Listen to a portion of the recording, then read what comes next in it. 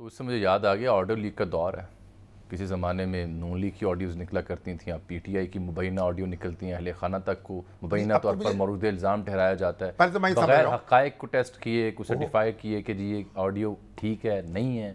उसके ऊपर वो ऑडियो जो है अब बुशरा बीबी की, हाँ जी, वो गुफ्तगू कर रही है अरसलान खालिद साहब जी जी, जो उनके सोशल मीडिया जी करता धरता है मुबैना तौर पर उनको हदायत दे रही हैं। अब वो ऑडियो तो आई है, मगर अब ये देखिए हमारी श्री मज़ारी कह रही हैं कि बताइए कि ये किसने टेप किया है, ये सिक्योर टेलीफोन था उनका, तो इसका मतलब क्या वो टेप वो दुरुस्त है? फिर ऑडियो उसकी तस्दीक भी नहीं को कर रहा, तरदीद भी नहीं कर रहा कोई। देखिए ये एक बड़ा संजीदा मौजू है हमारी सिविल सोसाइटी को, हमारी मीडिया ऑर्गेनाइजेशंस को, हमारी पॉलिटिकल पार्टीज को, हमारी बार एसोसिएशंस को सर जोड़ के बैठना चाहिए। नहीं, हमने तो कभी ऐसी मुबैना ऑडियो नहीं की। इसका कोई हल निकाले ना। हम तो मुबैना का लफ्ज कहते हैं, हल निकाल आती तो है ना सोशल मीडिया पे, बिल्कुल, फिर इलेक्ट्रॉनिक पे भी चलती है, उसके असरात भी मुरतब होते हैं सर। हर मुकदमा कौन करेगा? सादा सा हल है सर, फरीकैन इसकी फोरेंसिक बाहर से करवा लें, पता चल जाएगा ये दुरुस्त है नहीं। भाई ये तो बात की बात है ना, पहले इज्जत तो खराब हो जाती ना, वो तो होती है, इल्जाम तो लग जाता है ना, बिल्कुल होती है। तो किसी को फोरेंसिक कौन कराता है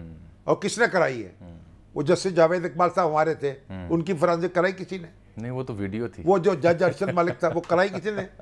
देखिए वो तो फिर मोहतरमा मरियम नवाज की भी तो ऑडियो निकली थी, वो सारी ऑडियो और सारी वीडियो। आप मेरी गुजारिश सिर्फ ये है कि कोई गौर करें, तय कर लें कि इनके साथ क्या सलूक करना है। चलें देखें शरी मज़ारी साहब कानून जो है ना, फवाद चौधरी साहब क्या फरमा रहे थे, और कानून जो है उसके ज़ाब्ते में कैसे लाना है।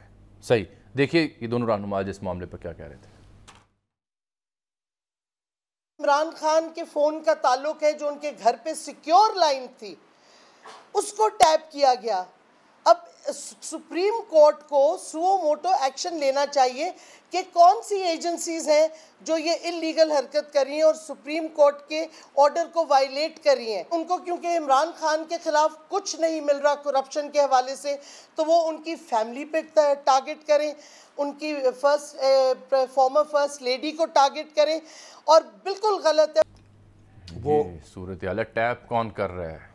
बात ये है ना, वो फवाद चौधरी साहब अपनी बात कर रहे हैं, महंगाई का ऑनर हो रहे हैं, लाख लोगों की इज्जत खराब हो रही है।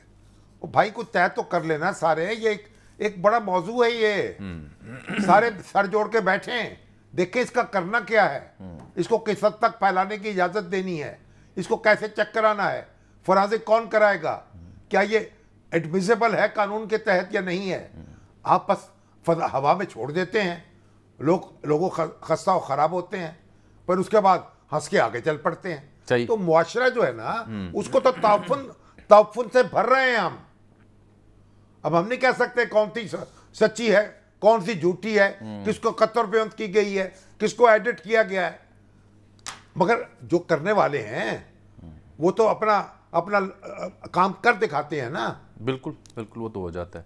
बहरहाल इससे सर अब फवाद चौधरी साहब कह रहे हैं ऑडियो लीक से कोई फ़ायदा नहीं होगा। अब जितना ये गंदा हो चुका है ये मामला मुबैना तौर पर, इससे मजीद ही आप इरेशनैलिटी को जन्म दे रहे हैं। ये क्योस तो देखिए फैल रहा है ना, तापुन तो फैल रहा है, बदबू तो आ रही है ना, लेकिन बेअसर हो जाएंगी ना। आप पे दर पे जब ऐसी ऑडियो लीक करते जाएंगे उससे उसका फ़ायदा नहीं रहेगा। इसका मतलब है किसी ज़माने में सर कोई ऐसी ऑडियो लीक या कोई मैसेज सामने आता था तो उसका बड़ा इम्पैक्ट हुआ करता था। अब इतनी पैदर पे लीक्स हो चुकी हैं कि उनकी कोई इम्पैक्ट नहीं रहा। नहीं इम्पैक्ट पता नहीं। देखिए जब चेयरमैन नैब के मामला जिस तरह खुले आ गए थे किसी ना किसी, उसके बाद अगर कुछ नहीं हुआ तो अब क्या होना है? अब उसकी भी किसी ने कोई तहकीक नहीं की। हम क्या कह सकते हैं कि उसमें क्या गलत था और क्या सही था? देखिए ये बात, ये हर शख्स की इज्जत अजीज है ना हमें, खा वो चेयरमैन नैब हो, खा वो रिटायर हो चुका हो, खा वो हाजिर नौकरी हो, खा वो सियासतदान, भाई इज्जत तो सबकी साझी है ना, तो सबकी इस पे गौर करना चाहिए। ये बड़ी इस पे कानूनी मामलात हैं, इस पे हमारी मीडिया ऑर्गेनाइजेशंस का काम है, हमारी बार एसोसिएशंस का काम है।